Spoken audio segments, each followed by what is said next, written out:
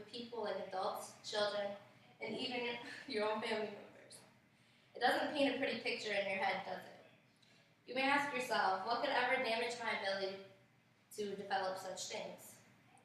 Fortunately, in the world we live in today, the sad issue known as child abuse is the culprit of damaging many children's lives and futures, and unless you yourself have been the victim of child abuse, you will never fully understand the severe impact it has on a child.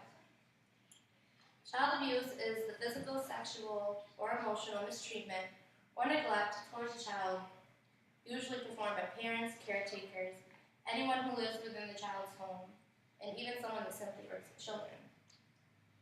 Physical abuse involves burns, human bites, hitting, shaking, and strangling. While sexual abuse is when an adult is showing of his or her private parts, fondling the child, having sexual intercourse with the child, or involved in pornography. Emotional abuse is teasing, belittling, and giving the child disapproval all the time. Finally, neglect, which is when there is an absence of food, shelter, physical care, or medical care. Innocent little children all over the world are experiencing child abuse right now. Imagine if it was your little sister or brother, or even the little neighbor children down the road going through something like this. How would it make you feel?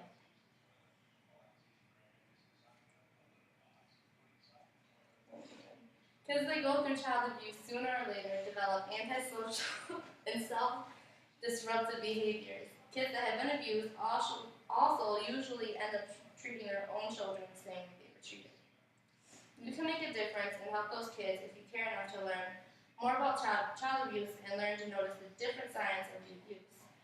That is why I believe the specific solution to child abuse is to be educated on the topic and know the different types of situations in which abusive behavior happens. The different signs of abuse that go with the different types of abuse consist of emotional abuse, which is when there's excessively withdrawn, fearful, or anxious behavior. The child shows extremes in behavior, extremely passive or extremely aggressive. Doesn't seem to be attached to the parent or caregiver. Physical abuse is when the child has frequent injuries or unexplained bruises, welts, or cuts. The injuries usually have a pattern such as blood marks or marks from their hand. And they usually shy away from touches or flinch at some movements. Signs of neglect are when the clothes are filthy or the hygiene is constantly bad and is frequently late or missing school. And lastly, sexual abuse, which involves when the child is walking funny or displays knowledge or interest in sexual acts or behavior, makes strong efforts to avoid a specific person with no obvious reason. When you are educated on the topic of child abuse, as I said before, and know the different situations which child abuse occurs, the benefits are heartwarming. You can help the children that have already been abused get help and also prevent children from getting mistreated and abused in the first place.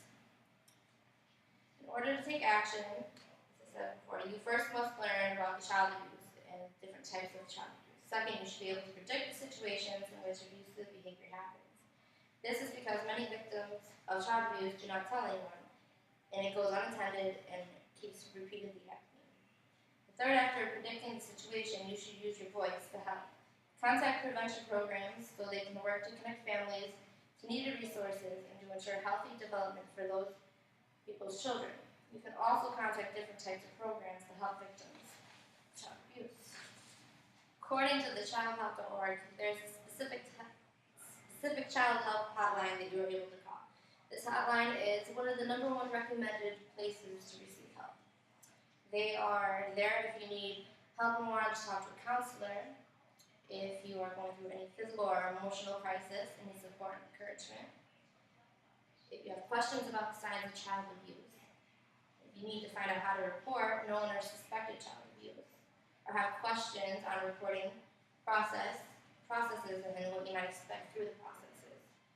Also, if you need emotional support as a survivor of abuse itself. Child abuse is not something you should shy away from. If you see a child If you see child abuse happening or suspect a child is being abused, take action. You could be saving a helpless child from disastrous,